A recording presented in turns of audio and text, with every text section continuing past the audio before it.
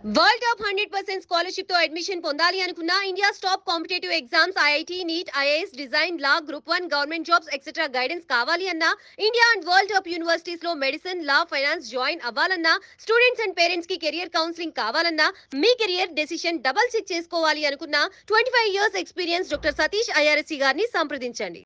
నమస్తే, welcome to prime 9 news. నేను సువర్ణ. Prime 9 విద్యా ఉద్యోగ అవకాశాలు కార్యక్రమానికి స్వాగతం. ఈ రోజు మనతో స్టూడియోలో ఉన్నారు డాక్టర్ ఎస్ సతీష్ గారు. ఎంతో మంది విద్యార్థులకి వారి కెరియర్ గైడెన్స్ కానీ ఉద్యోగ అవకాశాలకు సంబంధించి కానీ ఎంతో చక్కగా కౌన్సిలింగ్ ఇస్తూ ఎంతో మంది విద్యార్థులు ఉజ్వల భవిష్యత్తుకు దారి చూపిస్తూ వచ్చారు. అలాగే ఆయన చేసిన చాలా కార్యక్రమాలు యూట్యూబ్ లో కూడా అప్లోడ్ చేశారు, మీరంతా కూడా చూసి ఫాలో అవ్వచ్చు. మరి ఈ రోజు ఆయన మనతో స్టూడియోలో ఉన్నారు, వారితో మాట్లాడి చాలా విషయాలు తెలుసుకుందాము. నమస్తే అండి. నమస్తే అండి. సతీష్ గారు, మనం లాస్ట్ ఎపిసోడ్లో మాట్లాడుకున్నాము ఎడ్యుకేషన్ సిస్టమ్ ఎలా ఉంది, సిబిఎస్ఈ కానివ్వండి, స్టేట్ బోర్డు కానివ్వండి, ఆ సిస్టమ్ పిల్లల మీద ఎలాంటి ప్రభావం చూపిస్తుంది, పేరెంట్స్ ఎలాంటి జాగ్రత్తలు తీసుకోవాలనే విషయాలు మీరు చాలా చక్కగా వివరించారు. అయితే ఈ రోజు మన కార్యక్రమంలో మనం మాట్లాడబోతున్నాము, చాలా మంది ఇప్పుడు చూస్తున్నాము నాన్ రెసిడెంట్ ఆఫ్ ఇండియాస్, వేరే దేశాల్లో ఉండి వారి పిల్లల్ని ఇప్పుడు ఇండియాకి తీసుకొచ్చి చదివిస్తున్నారు. అవునండి. దానిపైన మీరు ఏమంటారు? అంటే మన భారతదేశం నుంచి అండి ప్రతి సంవత్సరం కూడానండి ఆల్మోస్ట్ మీకు స్టూడెంట్స్ చూసుకున్నా కూడా ఇంచుమించుగానండి ఒక 10 లక్షల మంది వరకు కూడా రకరకాల దేశాలు వెళ్ళి చదువుకోవడానికి వెళ్తున్నారండి వీళ్ళు. 10 లక్షలండి. 10 లక్షలు అంటే చిన్న నెంబర్ ఏం కాదు సంవత్సరానికి. అందులో చాలామంది విద్యార్థులు సగం మంది అక్కడ సెటిల్ అవుతారు, అక్కడ చదువుకుంటారు, సెటిల్ అవుతారు. అంటే ఇన్ని లక్షల మంది రకరకాల దేశాల్లో ఉండి సెటిల్ అయ్యి ప్రపంచవ్యాప్తంగా ఇండియన్స్ లేని దేశం లేదు. హయ్యెస్ట్ జనాభా ఇమిగ్రెంట్స్ అంటే మనలాగా వెళ్ళిన వాళ్ళు చైనాను కూడా క్రాస్ చేసి ఇండియన్స్ కూడా చాలా మొదటి ప్లేస్లో ఉన్నటువంటి దేశాలు కూడా ఉన్నాయి. అందువల్ల ప్రతి చోట కూడా ఉన్నారు. ఇండియాలో ఎక్కువగా మళ్ళీ వెళ్ళి రాష్ట్రాల్లో మళ్ళీ తెలుగు ప్రజలు, అంటే ఎట్లా చూసినా కూడానండి తెలుగు ప్రజలు చాలా రాష్ట్రాల్లో అంటే చాలా దేశాల్లో విస్తరించి ఉన్నారండి. వాళ్ళందరూ మ్యారేజ్లు చేసుకున్నారు, పిల్లలు ఉంటారు, అక్కడ 10 ఏళ్ళ నుంచి 20 ఏళ్ళ నుంచి సెటిల్ అయిన ఉన్నారండి. కానీ వాళ్ళ పిల్లల్ని ఇండియా పంపించి ఇండియాలో ఉన్నటువంటి స్కూల్స్ ఏవైతే ఉన్నాయో, సరే international schools, CBSE, whatever it is కరికులమ్స్లో చదివించే వాళ్ళు ఉన్నారంటే, కొంతమంది వాళ్ళే పిల్లలని పట్టుకొచ్చేసి పిల్లల గురించి ఇక్కడ జాబ్ని ఎత్తుక్కుని అక్కడ మానేసి ఇక్కడ పిల్లల్ని జాయిన్ చేసే వాళ్ళు ఉన్నారు. 2 కేటగిరీస్ ఉన్నాయండి. పిల్లల గురించి మాత్రమే ఈ డెసిషన్స్ మన స్టూడెంట్స్ పర్స్పెక్టివ్లో మాట్లాడుకుందాం. వాళ్ళు ఎందుకు వచ్చారు, ఎందుకు వెళ్ళారు, ఇది వదిలేద్దాం, అది డిఫరెంట్ స్టోరీ. ఇది ఎందుకు జరుగుతుందంటేనండి, చాలా దేశాల్లో మనం అబ్జర్వ్ చేసినట్లయితే పిల్లల యొక్క కల్చర్స్ డిఫరెంట్గా ఉన్నాయి, అంతే కదండి. జనరల్గా వాళ్ళు ఇండివిజువల్గా ఇండిపెండెంట్గా పెరుగుతారు. యుఎస్ కానీ మిగతా ఏ దేశమైనా వాళ్ళ సర్కిల్ కానీ లేకపోతే ఎడ్యుకేషన్ సిస్టమ్ కానీ డిఫరెంట్గా ఉంటుంది. మెజారిటీ ఆఫ్ ది కేసెస్లోనండి, ఇంక్లూడింగ్ యుఎస్, మిగతా చాలా దేశాల్లో డెప్త్ ఆఫ్ ఎడ్యుకేషను ఇండియా చైనాతో కంపేర్ చేస్తే చాలా చాలా చాలా తక్కువ, ఇంక్లూడింగ్ యుఎస్. మనం యుఎస్ ఎడ్యుకేషన్ అయితే సూపర్గా ఉంటుంది అనుకుంటాం, అది ఓన్లీ అండర్ గ్రాడ్యుయేషన్కే. యూజీ కాలేజ్లో బెస్ట్, ఎందుకంటే ఫండింగ్ లేకపోతే టాప్ ఐవీ లీగ్స్ లేకపోతే మంచి మంచి కాలేజీలు ఉన్నాయి. It's different story. అది మనం కంపేర్ చేయకూడదు, కన్ఫ్యూజ్ అవ్వద్దు. నేను స్కూల్ గురించి యూఎస్లో ఉన్న స్కూల్స్ యొక్క డెప్త్ చాలా తక్కువ ఉంటుంది. ఎందుకంటే వాళ్ళకేం ఐఐటి ఎగ్జామ్లో లేకపోతే ఏదో చైనాలో ఉన్న లాంటి ఎగ్జామ్లో లేకపోతే నీట్ లాంటి ఎగ్జామ్స్ ఉండవు కాబట్టి వాళ్ళ స్టైల్ వేరండి. అది అందువల్ల ఏమవుతుందంటేనంటే సబ్జెక్ట్ నాలెడ్జ్ స్కూల్ పిల్లలకి డెప్త్ రాదు. మీరు అనొచ్చు సార్ ఎంత డెప్త్ రాకుండా అమెరికా లాంటి దేశం ఎలా ముందుకెళ్తుందంటే, అందులో ఉన్నటువంటి స్టూడెంట్స్లో only 1 or 2% of the students ఎక్స్ట్రాడినరీగా పెర్ఫామ్ చేస్తారు లోకల్గా. మన జనరల్గా ఉన్న పిల్లల్లో ఏమవుతుందంటేనంటే, మెజారిటీ ఆఫ్ ది కేసెస్లో ఫ్యూచర్లో ఇండియా కాలేజీలో చదివిద్దాం అన్న ఆలోచన కనీసం మీకు ఏ మూలాన ఉన్నా అక్కడ 12th చదివి ఇక్కడ ఎగ్జామ్స్ రాసి ఇక్కడ కొట్లాడాడు. ఇది వాషన్లో ఇది కాంపిటీషన్ అండి. ఇండియా అంటేనే పరిగెట్టడం. మీకు పరిగెట్టి ఓపిక లేకపోతే, ఇప్పుడు మీకు ఆయాసం వచ్చింది అనుకోండి, పరిగెడుతున్నప్పుడు పక్కకు పడేయమంటారు. టిష్యూ పేపర్ కంటే హీనంగా చూస్తుంది మన భారతదేశం. పరిగెట్టేవాడికే ఓపిక, దమ్మున్నవాడికి పరిగెడతాడు, అంతే. ఇక్కడ ఇది ఇలాంటి పరుగు పందెం లాంటిదండి మన సిస్టమ్ ఆఫ్ ఎడ్యుకేషన్ సిస్టమ్, పర్టికులర్గా స్కూల్. కాలేజీ వదిలేయండి, college is a different story. మన స్కూల్ గురించి మాట్లాడదాం. దీని గురించి వాళ్ళు చాలామంది తల్లిదండ్రులు ఎడ్యుకేషన్ లేదు, క్వాలిటీ ఆఫ్ ఎడ్యుకేషన్. వాడు 9th వచ్చినా 8th వచ్చినా కూడా సరైన మల్టిప్లికేషన్స్ కూడా చేయలేకపోతున్నాడే. ఇండియాలో అయితే బాగుంటుంది కదా, మనం చదువుకున్నాం కదా, పాపం అతను 15 ఏళ్ళ క్రితం కూడా చదువుకుంటాడు నాలాగా, బాగుంటుంది కదా అని చెప్పేసి అదొక ఆలోచనతో చాలామంది పిల్లలు ఇక్కడ తీసుకొస్తున్నారు. ఫ్యూచర్లో ఎప్పుడైనా ఇండియాలో చదివిద్దామని చెప్పి అనుకుని కొంతమంది తీసుకొస్తారు. అలా కాదు, మనం ఇండియాలోనే అండర్ గ్రాడ్యుయేషన్ చేద్దామని చెప్పి 12th దాకా ఇక్కడ చదివించిన తర్వాత మళ్ళీ సడన్గా అక్కడ మరి ఇబ్బంది పడతాం మనం. అని చెప్పి తీసుకొచ్చి వాళ్ళు ఉంటారు. కొంతమంది జాబ్ పోయింది, సరే ఇండియా వస్తాం కదా, ఇక్కడ చదివిన తర్వాత మళ్ళీ అవసరమైతే వెనక్కి వెళ్దామని చెప్పి ఇలా రకరకాల కారణాలతో భారతదేశంలో ఉన్నటువంటి స్కూల్ కరికులమ్స్ ఏవైతే ఉన్నాయో, సరే స్టేటా, సిబిఎస్ఈ, ఇంటర్నేషనల్ స్కూల్ అంటే వాళ్ళ ఆలోచన విధానం బట్టి, వాళ్ళకున్న ఫైనాన్షియల్ కండిషన్స్ బట్టి, వాళ్ళకున్న ఆస్పిరేషన్స్ బట్టి ఏదో ఒక రకమైన ఒక ఆలోచన విధానంతో వస్తున్నారు వాళ్ళు. ఆ ఆలోచన విధానం సక్సెస్ అవుతుందా ఫెయిల్ అవుతుందా అన్నది సపరేట్ టాపిక్. మోస్ట్లీ ఫెయిల్ అవుతాయి, సరే అది కొంచెం ఇబ్బందికరంగా ఉంటుంది, అది ఎందుకు ఫెయిల్ అవుతుంది అనేది మనం మాట్లాడదాం. టైం పర్మిట్ చేస్తే ఇది మాట్లాడదాం, సపరేట్గా మాట్లాడదాం. ఇక్కడ ఎందుకు వస్తుందన్న దానికి ఇంకోటి కల్చర్ ఒకటి ఉందండి. ఇక్కడ మీకు జనరల్గానండి యూఎస్ లాంటి కంట్రీస్లో కానీ, యూకే కానీ, మిగతా ఏ కంట్రీస్ మీరు తీసుకున్నా వాళ్ళ కల్చరల్ డిఫరెన్స్ చాలా ఎక్కువ ఉంటుందండి. మీకు అబ్జర్వ్ చేస్తానంటే ఇక్కడ టెంపుల్స్కి వెళ్ళడం, శ్లోకాలు చదవడం, పండగలు చేసుకోవడం తక్కువ. అమెరికాలో తెలుగు ప్రజలు ఎక్కువ చేసుకుంటారు. మనం మర్చిపోయాం. పాపం వేరే దేశాలు వెళ్ళిన వాళ్ళకి దేశం మీద ప్రేమ కానీ, ఇక్కడ కల్చర్ కానీ, వాళ్ళు పెరిగి వెళ్ళి ఉంటారు కదండి. 30 ఏళ్ళు 35 ఏళ్ళు ఇక్కడ ఇండియాలో ఉండుంటారు, సరే ఉంటారు కదండి. అందువల్ల ఇది పిల్లలకు నేర్పించడానికి ప్రయత్నం చేస్తున్నారు, నేర్పిస్తున్నారు కూడా. తెలుగు వస్తుంది కూడా వాళ్ళకి. అక్కడ తెలుగు టీచర్లకి, శ్లోకాలు చెప్పే వాళ్ళకి, లేకపోతేనేమో ఈ పూజలు చేసే వాళ్ళకి విపరీతమైన డిమాండ్ ఉంది వేరే దేశాల్లో, చేస్తున్నారు. కానీ ఇది ఒక పక్కన జరుగుతుంది, ఇంకో పక్కనేమో ఎక్స్ట్రీమ్ కల్చర్ కూడా చూస్తారు వాళ్ళు అదే దేశంలో. ఈ కల్చరల్ డిఫరెన్స్ ఎక్కువ రావడం వల్ల పిల్లలు పాడవుతారేమో, పర్టికులర్ పాపం గర్ల్ స్టూడెంట్స్ అయితే ఇంకా భయపడిపోతుంటారు పేరెంట్స్. ఇలా రకరకాల కారణాల వల్ల లేదు ఇండియా తీసుకెళ్ళిపోదాం, మనం ఇండియాలో చదివించుకుందాం అన్నటువంటిది పెరుగుతుంది ఒకటి. ఇంకొకటి వచ్చి ఏమవుతుందంటేనంటే, ఇండియాలో ఏదన్నా ఫ్యూచర్లో మన కాంపిటేటివ్ ఎగ్జామినేషన్స్ రాయాలి అనుకుంటే సడన్గా 12th తర్వాత వచ్చి రాస్తే కుదరదు. అదేమి మన ప్రపంచవ్యాప్తంగా కాంపిటేటివ్ ఎగ్జామినేషన్స్ ఉన్న దేశం మన ఇండియా, చైనా అంతే. మిగతా దేశాలు అసలు కాంపిటేటివ్ ఎగ్జామ్స్ ఉండవండి 12th తర్వాత. వాళ్ళ ప్రొఫైల్ బట్టి సీట్లు ఇచ్చేస్తారు, ఇంక్లూడింగ్ టాప్ కాలేజెస్, హార్వర్డ్స్, లేకపోతేనేమో మీరు ఏదైనా టాప్ కాల్టెక్లో, లేకపోతే ఐవీ లీగ్స్, లేకపోతే ఇలాగ టాప్ మోస్ట్ కాలేజీలు ఏదో చికాగో లాంటి కాలేజీలు కూడా శాట్ అనేది చిన్న ఎగ్జామ్, పెద్ద కాంపిటేటివ్ ఎగ్జామ్ కాదనుకోండి. ఆ ఎగ్జామ్ చూడండి, ఓవరాల్ ప్రొఫైల్ చూస్తాడు, చూసి ఇచ్చేస్తారు అడ్మిషన్స్. మన అలా కాదు కదండి, ఉండవండి, అసలు ఉండవండి. ఎంట్రన్స్ ఎగ్జామ్ ఏ కంట్రీలోనే ఉండవు.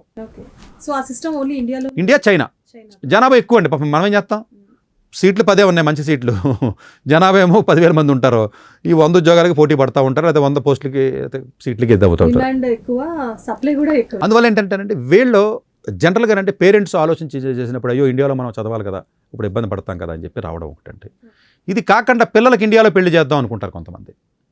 సరే ఇప్పుడు వీళ్ళు 14 years 13 years దాటిన తర్వాత పిల్లలు ఎట్టి పరిస్థితుల్లోనూ అమెరికా వదిలి వేరే దేశం వదిలి రారండి, వాళ్ళు అలవాటు పడిపోతారు.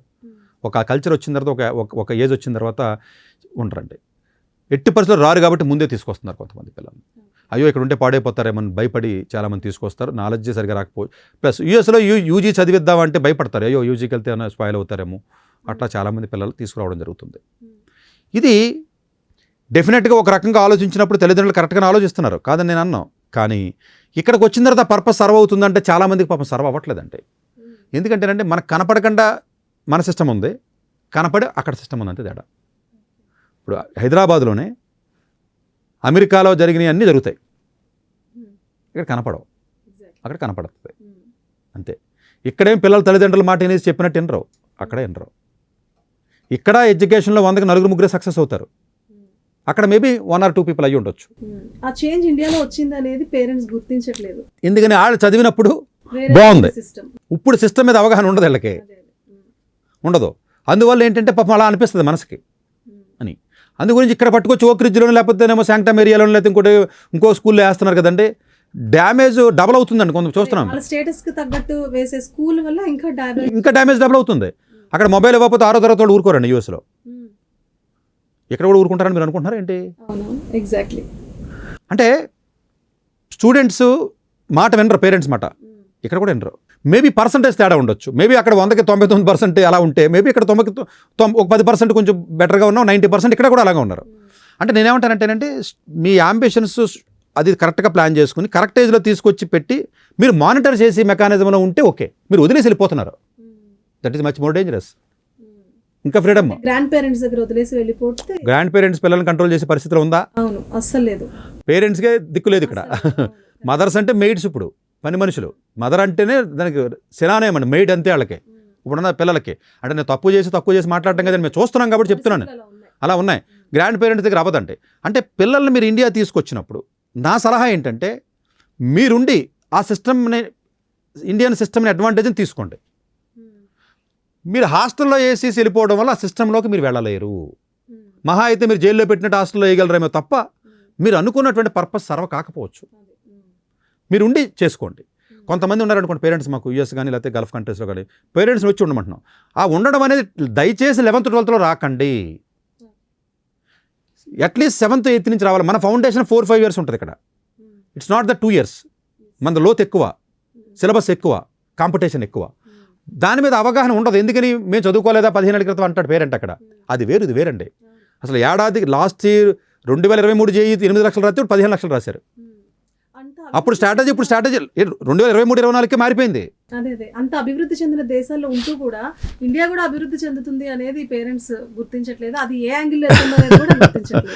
అంటే వాళ్ళకి పాపం అవగాహన ఉండదండి. వాళ్ళు చదువుకున్న రోజులు బట్టి కంపేర్ చేసుకుంటారండి.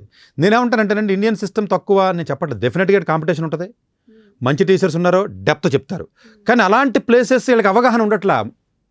మళ్ళీ పట్టుకొచ్చి సిస్టమ్ అంతా ఒకేలా ఉంది అనుకుంటున్నారండి వీళ్ళు.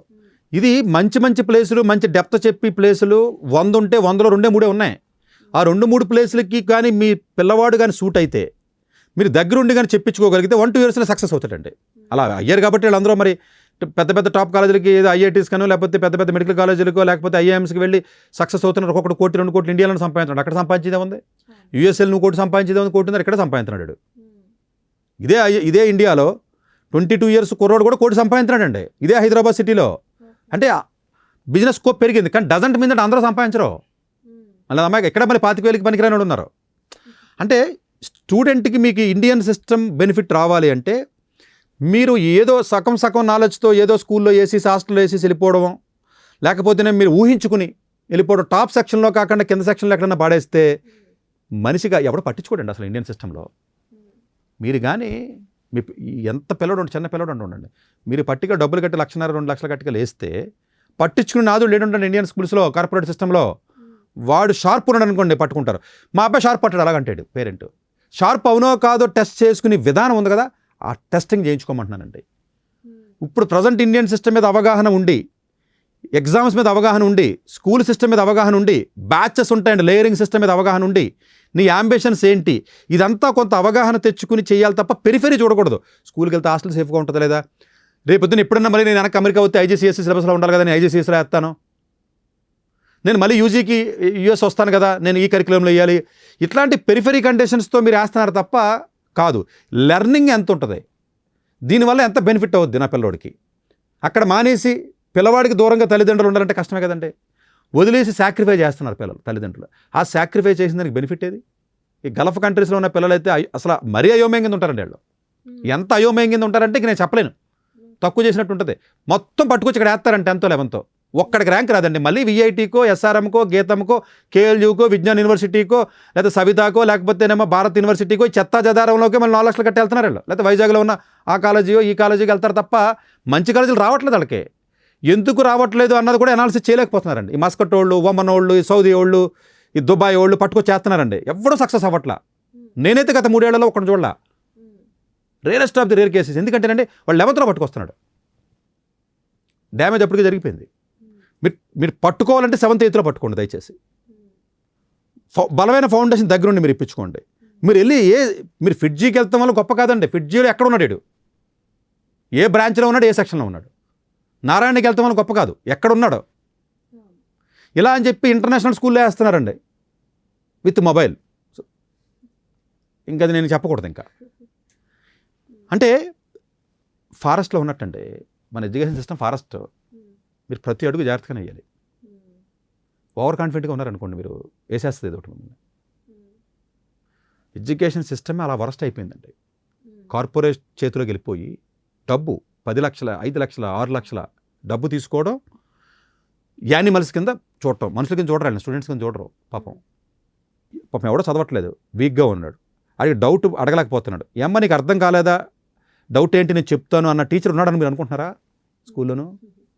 వీడెళ్ళి గట్టిగా 2 సార్లు అడిగితే అతమని అడుగుతావేంట్రా పో అంటాడు. స్టూడెంట్దే సమస్య అంటారు అంతే. సరిగ్గా క్లాస్లో కూర్చోవడం చేత కాదు, నువ్వేంట్రా డౌట్ అడుగుతున్నావు అంటాడు. ఇలాంటి సిస్టంలో పేరెంట్స్ రోల్ రాను పెరుగుతుందన్న విషయాన్ని మర్చిపోకూడదు. ఒకప్పుడు పేరెంట్స్ రోల్ ఉండేది కదండి. మేము చదువుకున్న పాపం మా పేరెంట్స్కి ఏం తెలియదండి, అవసరం లేదు వాళ్ళకి. స్కూల్లో టీచర్సే పాపం తేడా వస్తే కొట్టేసేవారు. ఇప్పుడు కొడితే మీరు దెబ్బలాడేస్తున్నారు కదండి పోయి, లేదా ఆడే డిప్రెషన్లోకి పోతాడేమో లేదా చచ్చిపోతాడేమో భయపడిపోతున్నారు కదా మీరేని. టీచర్లే ఇది భయపడుతున్నారు. బాయిలర్ కోడ్ లాగా పెంచుతున్నాం, మేము నాటుకోడి సిస్టమ్ పాతదే. టీచర్లు ఒక మాట అనడానికి కూడా భయపడి మరి మీరే మెదడిపోతారు కదా వెళ్ళి. స్టూడెంట్ కూడా సెన్సిటివ్గా పెంచారు కదా, వాడు కంపేర్ చేసుకుని డిప్రెషన్లోకి వెళ్ళిపోతాడు, సూసైడ్ చేసుకుంటాడు అన్న పరిస్థితికి వచ్చింది. మరి ఏం చేస్తారు వాళ్ళు? అంటే ఇవన్నీ మారడం వల్ల నేనేమంటానంటే పేరెంట్ రోల్ పెరిగింది అన్ఫార్చునేట్గా.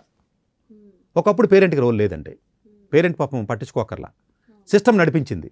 ఇప్పుడు సిస్టమ్ మొత్తం ఫెయిల్ అయింది, పేరెంటే నడిపించాలి. ఆ నడిపించినప్పుడు బయట దేశాల్లో ఉన్నటువంటి వాళ్ళు రీజనింగ్ మంచిదండి, భారతదేశం రావాలి, వాళ్ళు ఇక్కడ చదువుకోవాలి, ఇక్కడ ఎకానమీ పెరగాలి, డెఫినెట్గా మంచిదేనండి. కానీ పర్పస్ ఎక్కువ మందికి సర్వ్ అవ్వట్లేదు అన్న విషయాన్ని నేను వార్న్ చేస్తున్నా. నేనే వద్దని చెప్పట్లేదు, డిస్కరేజ్ చేయట్లా. మీరు కష్టపడి వస్తున్నారు, పర్పస్ సర్వ్ అయ్యే విధంగా దయచేసి మీరు ప్లాన్ చేస్తూ మీరు సాక్రిఫైస్ చేసిన దానికి యూజ్ అవ్వాలి అంటే జాగ్రత్తగా రీసెర్చ్ చేసి మీరు దగ్గరుండి లైన్లో పెట్టి అప్పుడు మీరు వెనక్కి వెళ్ళండి. ఒక హాస్టల్లో పెట్టేయడం వల్ల, డబ్బులు కట్టి ఒక ఐబీ కరికులంలో వేసేయడం వల్ల వైజాగ్ వాళ్ళు అందరూ పట్టుకెళ్ళి ఓక్రిజ్లో వేస్తారు. అక్కడ వైజాగ్ ఓక్రిజ్లో ఏదో టెంపుల్ అని ఒక స్కూల్ ఉంది, అక్కడే వేస్తారు. ఇక్కడ విజయవాడ వస్తేనేమో ఇక్కడే వేస్తున్నారు, ఇక్కడికి వస్తేనేమో ఏదో ఆ స్కూల్ ఈ స్కూల్ ఇంటర్నేషనల్ స్కూల్లో వేస్తున్నారండి. భయంకరంగా స్కోర్లు పడిపోతున్నాయండి వీళ్ళకి. స్కూళ్ళు పెరిగిపోతున్నాయి, పిల్లల అభివృద్ధి తగ్గిపోతుంది. ఏమండి ఈ స్కూల్స్లో 25 మంది స్టూడెంట్స్ ఉంటే ఐజీసీఎస్సీ సిలబస్లో కానీ వేరే స్కూల్లో ఒకటి కూడా మీకు 3 స్టార్లు రావండి. అమెరికాలో కూడా రావు, ఇక్కడ రావు. ఇక్కడ వస్తాయని అనుకుంటున్నారు, ఎంక్వైరీ చేయండి డీప్గా.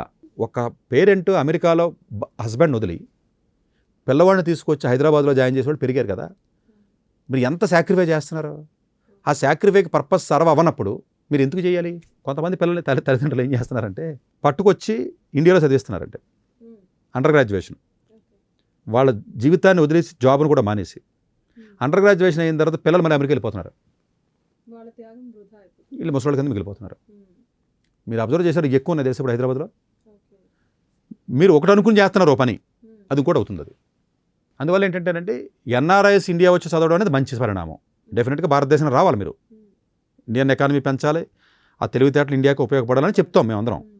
కానీ మీరు కేర్ఫుల్గా ఏ స్కూల్లో వేస్తున్నారు, ఏ కరికులంలో వేస్తున్నారు, మీకు ఉన్న యాంబిషన్స్ ఏంటి, పిల్లవాడికి ఎబిలిటీ ఏంటి, అతను ఎంతవరకు కష్టపడి మనస్తత్వం ఉంది, మీరు ఎంతవరకు అతను గైడ్ చేసే పరిస్థితిలో ఉన్నారు, మీరు ఏమైనా సపోర్ట్ ఇచ్చే పరిస్థితిలో ఉన్నారా లేరా, ఇవన్నీ బేరేజ్ వేసుకుని దాన్ని తగ్గట్టుగా ప్లాన్ చేసుకుని చేస్తూ మీ మానిటరింగ్ ఎవ్రీడే ఉండగలిగితేనే మీరు చేయండి దయచేసి. స్కూల్లో పెట్టేస్తేనో టీచర్ చెప్పేస్తాడన్నమాట వాస్తవం, unless that student is extraordinarily top సెక్షన్లోకి వెళ్తే తప్ప. ఆ టాప్ సెక్షన్లోకి వెళ్ళి పరిస్థితుల్లో ఎన్ఆర్ఐ నుంచి వచ్చిన ఏ స్టూడెంట్ ఉండడు. నేను ఓపెన్గా ఆన్ ద స్క్రీన్ చెప్తున్నా, ఎందుకంటే అప్పుడు దాకా ప్యాసివ్ లెర్నింగ్ చదువుకుంటాడు అక్కడ. వాడిని పట్టుకొచ్చి సూపర్ బ్యాచ్లో ఇక్కడ ఏమంటే వేసుకుంటారని మీరు అనుకుంటున్నారా? ఒక విధంగా కొంచెం పెద్ద అయినాక తీసుకొస్తే స్టూడెంట్ కూడా కన్ఫ్యూజ్ అయ్యే అవకాశాలు చాలా ఉంటాయి. పెద్ద అయిన తర్వాత మౌల్డ్ అవ్వలేడండి. అంటే నేను చెప్పేది ఏంటంటే తీసుకొస్తే దయచేసి 8th తీసుకొచ్చేయండి, మౌల్డ్ అయ్యే ఏజ్లోనే తీసుకురా. 11th తీసుకొస్తున్నారు వీళ్ళు. ఆడ ఎలాగ 11th మాట అండవు, అప్పటికి అక్కడ పాప కల్చర్కో దేనికో అలవాటు పడి ఉంటాడు కదా, తెలుగు సరిగా అటు ఇటు కాకుండా పాపం మాట్లాడుతూ ఉంటారు వీళ్ళు. ఇప్పుడు జర్మనీ నుంచి కొంతమంది పేరెంట్స్ వచ్చారు, మాకు చూసాం మేము. అంటే ఏంటంటే మీకు నిజంగా డిఫరెంట్ మైండ్ సెట్ ఉండి మీరు పిల్లల్ని ఇక్కడ చదివించాలి, ఏదైనా మంచి ఎగ్జామ్స్ అంటే చదివించాలి, ఇక్కడికి వచ్చి మళ్ళీ డీమ్డ్ యూనివర్సిటీలు వేస్తారు. చెత్త కాలేజీలు అండి అన్నీ. ఇండియన్ సిస్టంలో 90% చెత్త కాలేజీలు అంటాక ఆన్ ద స్క్రీన్ నేను అఫీషియల్గా చెప్తున్న మాట ఇది. మళ్ళీ పాపం వీళ్ళందరూ తీసుకొచ్చి మళ్ళీ ఇలా ప్రైవేట్ ఇన్స్టిట్యూట్స్లో దేనికి పనికిరాని కాలేజీలు వెళ్తారు తప్ప ప్రీమియర్ ఇన్స్టిట్యూట్స్లో వెళ్ళట్లేదు.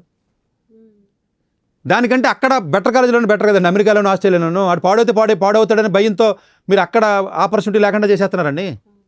ఇక్కడికి వచ్చి వైజాగ్ గీతంలోనూ లేకపోతే విజయవాడ కేఎల్జీ విజ్ఞానంలోనూ ఏసీ, లేకపోతే హైదరాబాద్లోను టెక్ మహేంద్రలోను ఇక్కడ ఏసీ పరిస్థితి, చెన్నై తీసుకెళ్ళి వీటిలో ఏసీ పరిస్థితి మీరుంటే ఇంక మీ త్యాగానికి అర్థమే ఉంది. ఇది బేరేజ్ వేసుకోవాలి. బట్ ఎన్ఆర్ఐస్ పెరుగుతున్నారండి, పాపం వాళ్ళు భయంతో వచ్చేస్తున్నారు. వద్దని నేను అనట్లా, పెరుగుతున్నారు మంచిదే. ఎంత పెరుగుతున్నారు చెప్పమనండి. ఎవ్రీ ఇయర్ హైదరాబాద్ రీసెంట్గా చేసిన సర్వే రిపోర్ట్లో మీరు నంబరండి 3% పెరుగుతున్నారు. ప్రతి 100కే 3 ఎన్ఆర్ఎస్ పెరుగుతున్నారు. 3% ఇంక్రీజ్ అంటే 3% ఇంక్రీజ్ అంటే చిన్న నెంబర్ కాదండి, అంతే కదండి. ఎవ్రీ ఇయర్ 3 పెరుగుతున్నారు. సో 3% ఇంక్రీజ్ జరుగుతుంది అంటే చాలామంది ఇండియన్ సిస్టమ్ మీద బిలీఫ్ ఉంది. ట్రెడిషనల్ సిస్టమ్ మంచి సిస్టమ్, నేను కాదని చెప్పట్లేదు. కానీ మీరు అనుకున్నట్టుగా అన్ని స్కూల్స్లో అలాంటి ఎడ్యుకేషన్ సిస్టమ్ అంత ethical, traditional, moral, true education అన్ని స్కూల్స్లో ఉందని అడిగితే బిగ్గెస్ట్ క్వశ్చన్ మార్క్. ఇక్కడ కూడా పేరెంట్స్ ప్రధాన పాత్ర, వాళ్ళే గ్రౌండ్ వర్క్ చేసుకొని ముందుకెళ్ళాలి. పేరెంట్స్ రోల్ లేకుండా నేను జాబ్ చేస్తున్నాను, నేను బిజీగా ఉన్నాను అని 4 ఏళ్ళు పట్టించుకోకపోతే జీవితాంతం నరకమే అది. మీరు 1000 కోట్లు కాదు 10,000 కోట్లు సంపాదించండి, మీ ఇంట్లో ఉన్న పిల్లోడు సరిగా సెటిల్ అవ్వకపోతే ఒక తల్లికి తండ్రికి ఉన్న బాధ ఆడికి తప్ప ఆడికి తెలియదు. మీరు ఎంత గొప్ప పేరెంట్ అవ్వండి, అంతే కదండి, ఎంత గొప్ప అవ్వనండి, ఇంక పర్పస్ అయితే అసలు మీ లైఫ్కి మీరే చెప్పండి, ఉండదు కదా. సో క్రూషియల్ కాబట్టి దయచేసి మీ రెస్పాన్సిబిలిటీయే మీ పని, అది తర్వాత వదిలేయండి. చిత్రమైన అండర్ గ్రాడ్యుయేషన్ ఏదో పట్టుకుంటూ ఉంటాం మనం, అది ఎలాగండి అప్పుడు పట్టుకోవాల్సింది ఏజ్లో. కాబట్టి ఎన్ఆర్ఐస్ అందరికీ కూడా నేను చెప్పే సలహా ఏంటంటే, గల్ఫ్ కంట్రీస్ కానివ్వండి వేరే దేశాల్లో మీరు తీసుకొచ్చి చదివించడం అనేది డెఫినెట్గా మంచి ఉద్దేశం, అది అసలు ఆ ఉద్దేశాన్ని తప్పు పట్టట్లా. కానీ తీసుకొచ్చి వేసి ప్లేసు ఏ ఏజ్లో తీసుకొస్తున్నారో, అతను ఎలాంటి కండిషన్లో ఉన్నాడు స్టూడెంట్, ఎలాంటి అలవాట్లు ఆల్రెడీ ఉన్నాయి, ఇక్కడ ఉన్నటువంటి స్కూల్ సిస్టమ్ ఏ విధంగా ఉంటుంది, ఇక్కడ హాస్టల్లో ఏ విధంగా ఉంటుంది, మీ ఫ్యూచర్ యాంబిషన్స్ ఏంటి, ఇలాంటి వాటి మీద కొంత అవగాహన పూర్తిగా, ఏదో నెట్లోనూ అక్కడ చూసి ఆడిని చెప్పి ఇటు చెప్పి ఆ స్కూల్ బాగుందంటే రివ్యూస్ గూగుల్ రివ్యూస్ చదివాను, ఇటు చెప్పాను ఆడి చెప్పాను కాదండి, పూర్తి డెప్త్ ఉండదండి ఎవరికైనా. మీరు నెట్లోకి వెళ్ళి కొడితే రివ్యూస్ బాగానే ఉంటాయి, ఏది బాగోదు మీకు ఫిట్మెంట్ చూడాలండి. ఇట్స్ నాట్ బ్యాడ్డా గుడ్డా కాదండి, ఫిట్మెంట్. క్రికెట్ మంచిదే, మీకు ఫిట్ అవుద్దా లేదా, మంచిది కాదని నేను చెప్పను కదా. ప్రతి ఫుడ్ మంచిదే, కాకరకాయ కూర మంచిదే లేదా వంకాయ కూర మంచిదే. మీకున్న ప్రజెంట్ కండిషన్కి ఎలాంటి ఫుడ్, క్వాలిటీ ఫుడ్ నేను ఇవ్వాలి. అదే మీరు అన్నట్టు కోరిక కంటే సామర్థ్యం ముఖ్యం. సామర్థ్యాన్ని అసెస్మెంట్ ఎప్పుడు కూడా తల్లిదండ్రులు ఓవర్ ఎస్టిమేట్ వేస్తారు, లేదా అండర్ ఎస్టిమేట్ వేసేస్తారు, పనికిరాడు అంటారు. అయితే ఇటు లేదా అటు అది కరెక్ట్గా అసెస్మెంట్ చేసి కరెక్ట్ ప్లేస్లో కానీ పెడితే ఇండియాలో నేను ఇందాక చెప్పినట్టుగా 5 to 7% ఆఫ్ ది స్టూడెంట్స్కి ఎక్స్ట్రాడినరీగా బెనిఫిట్ అవుతుందని నేనే చెప్తున్నాను. కార్పొరేట్ స్కూల్స్లో కానీ మిగతా స్కూల్ డెఫినెట్గా బెనిఫిట్ అవుతుంది. రాంగ్ ప్లేస్లో కానీ మీరు వేసి రాంగ్ స్టూడెంట్ని కానీ మ్యాచ్ అవ్వని స్టూడెంట్ని కానీ మీరు తీసుకొచ్చినట్లయితే పిల్లలకి మీరు దూరం అయినట్టు ఉంటుంది తప్ప, వాళ్ళు ఉండేదే 4 ఏళ్ళు 3 ఏళ్ళు 5 ఏళ్ళు ఉంటారు పాపం 8, 9 తరగతుల్లో. పర్పస్ మీకు సర్వ కానప్పుడు అటు డబ్బులు పోయి ఇటు పిల్లలకి దూరం అయ్యి ప్రేమ లేక మీరు పిల్లల హస్బెండ్ వైఫ్ అండ్ హస్బెండ్ని వదిలి మీరు త్యాగం చేసిన దానికి వృధా కాకూడదు. ఈ దృష్టిలో పెట్టుకుని ఎన్ఆర్ఎస్ అందరికీ నేను చెప్పే సలహా ఏంటంటే, ఎక్కువ పెరిగిపోతున్నారు కాబట్టి నేను చెప్తున్నాను అది స్కూల్స్లో, ఇది 1-2 సార్లు ఆలోచన చేసి కరెక్ట్ కంపారిజన్ జాగ్రత్తగా చేసుకుని డెసిషన్ ఎర్లీ ఏజ్లో దయచేసి తీసుకోండి. ఒకవేళ మీరు అండర్ గ్రాడ్యుయేషన్ ఇక్కడ చదివించాలన్నా కూడా ముందు నుంచే ప్లాన్ చేయండి. ఇవన్నీ ప్రాపర్గా మీరు ప్లాన్ చేసుకున్నట్లయితే, కరెక్ట్ ప్లేస్లో పడినట్లయితే మీ పర్పస్ సర్వ్ అవుతుంది. అంటే ఇప్పుడు ఎన్ఆర్ఐ స్టూడెంట్స్కి అంటే ఇండియాకి వచ్చిన తర్వాత ఎలాంటి కండిషన్స్లో రావాలి, ఎలాంటి కండిషన్స్లో వాళ్ళు ఇక్కడికి వచ్చి సెటిల్ అవ్వాలి, ఏ పరిస్థితుల్లో పేరెంట్స్ ఎలా ఆలోచించాలనే అంశాల మీద మీరు చాలా చక్కగా విశ్లేషణ చేశారు, చక్కటి సలహాలు కూడా ఇచ్చారు. Thank you so much. Thank you అండి. చూసారు కదండి, ఇప్పుడైతే ఎన్ఆర్ఐ స్టూడెంట్స్ అంటే నాన్ రెసిడెంట్ ఆఫ్ ఇండియాస్ పిల్లల్ని ఇండియాకి తీసుకొచ్చి చదివించడం అనేది ఇప్పుడు చాలా పెరుగుతుంది. దాని అంటే అది చేయడం మంచి పద్ధతే, అది మనం స్వాగతించాలి. కానీ ఏ టైంలో తీసుకురావాలి, ఎలాంటి పరిస్థితుల్లో తీసుకురావాలి, ఏ సిచ్యువేషన్లో తీసుకొస్తే పిల్లలకు ఉపయోగం ఉంటుంది, తల్లిదండ్రులకు కూడా ఉపయోగం ఉంటుంది అనే అంశాలని సతీష్ గారు చాలా చక్కగా వివరించారు. మీరు కూడా అవన్నీ చక్కగా ఫాలో అవుతారని ఆశిస్తున్నాము. ఇది ఇవాల్టి ప్రైమ్ 9 విద్యా ఉద్యోగ అవకాశాల కార్యక్రమం. మరొక కార్యక్రమంలో మళ్ళీ కలుసుకుందాం. చూస్తున్నానండి ప్రైమ్ 9 న్యూస్. డాక్టర్ ఏ సతీష్ గారు ఏపీ తెలంగాణ విద్యార్థులకు సుపరిచితమైన పేరు. సతీష్ గారు 2001 యూపీఎస్సీ పరీక్షల్లో ఉత్తీర్ణులై ఇండియన్ రైల్వే విభాగంలో ఉద్యోగం సాధించారు. సతీష్ గారు చదివిన చదువులు engineering, MTech, MBA, executive MBA, MSc, MBA HR, MA psychology లాంటి పోస్ట్ గ్రాడ్యుయేషన్ డిగ్రీలతో పాటు డాక్టరేట్ కూడా చదవడం జరిగింది. డాక్టర్ సతీష్ గారు నిరంతర విద్యార్థి. అలాగే సతీష్ గారు పలు ప్రతిష్టాత్మక కాంపిటేటివ్ పరీక్షల్లో యూపీఎస్సీ నిర్వహించే సివిల్ సర్వీసెస్ పరీక్షల్లో 159వ ర్యాంక్, అలాగే ఇంజనీరింగ్ సర్వీస్లో 24వ ర్యాంక్, గేట్ ఎగ్జామ్లో 4వ ర్యాంక్, క్యాట్ ఎగ్జామ్లో 99.8%, జీమాట్ ఎగ్జామ్లో 760 స్కోర్, ఇలా పలు కాంపిటేటివ్ ఎగ్జామ్స్లో మొదటి ప్రయత్నంలోనే ఎన్నో ర్యాంకులు సాధించారు. ఇన్ని క్వాలిఫికేషన్స్, డిఫరెంట్ కాంపిటేటివ్ పరీక్షల్లో ర్యాంకులు సాధించిన వ్యక్తులు మన ఇండియాలో చాలా అరుదని చెప్పాలి. ఇలాంటి అకాడమిక్ల పరంగా, కాంపిటేటివ్ల పరంగా ఇన్ని ర్యాంకులు సాధించడంతో పాటుగా గవర్నమెంట్ ఉద్యోగం చేస్తూ పలు అవార్డులు తీసుకున్నారు. సతీష్ గారికి జనరల్ మేనేజర్ అవార్డు జోనల్ లెవెల్లో, ఆల్ ఇండియా లెవెల్లో, నేషనల్ లైఫ్ టైమ్ అచీవ్మెంట్ గుర్తింపులు దక్కాయి. అప్రిసియేషన్ ఆఫ్ ప్రెసిడెంట్ ఇండియా నుంచి గానీ lifetime Sevashri award from Andhra Pradesh మంత్రుల నుంచి అందుకున్నారు. వీటితో పాటు పలు రకాల అవార్డులు అందుకున్నారు. ఎన్నో ప్రతిష్టాత్మక ఆర్గనైజర్స్ సంస్థలో పర్మనెంట్ మెంబర్గా ఉన్నారు.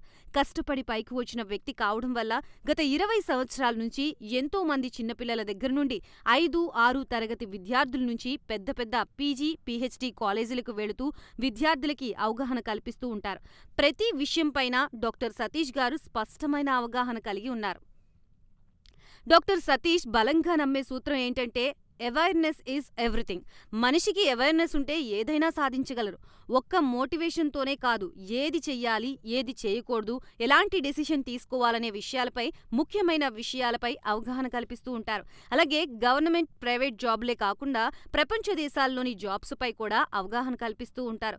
ఉద్యోగాలతో పాటు పెద్ద చదువులైన ఐఐటి వంటి వాటిపై సెషన్స్ నిర్వహిస్తూ ఉంటారు. ఇప్పటి వరకు 3 లక్షల సెమినార్లు ఒక్క రూపాయి తీసుకోకుండా ఉచితంగా నిర్వహించారు. ఇందులో భాగంగా మన ప్రైమ్ 9 ద్వారా విద్యార్థులకి మోటివేషన్ ఇవ్వడానికి మీ ముందుకు వస్తున్నారు డాక్టర్ సతీష్ గారు. వరల్డ్ టాప్ 100% స్కాలర్షిప్ తో అడ్మిషన్ పొందాలి అనుకున్న India top competitive exams IIT, NEET, IAS, design, law, group 1, government jobs etcetera guidance కావాలి అన్నా, India and world top universities లో మెడిసిన్, లా, ఫైనాన్స్ జాయిన్ అవ్వాలన్నా, స్టూడెంట్స్ అండ్ పేరెంట్స్ కి career counselling కావాలన్నా, మీ కెరియర్ డెసిషన్ డబుల్ చెక్ చేసుకోవాలి అనుకున్న 25 years experience doctor Satish IRSC గారిని సంప్రదించండి.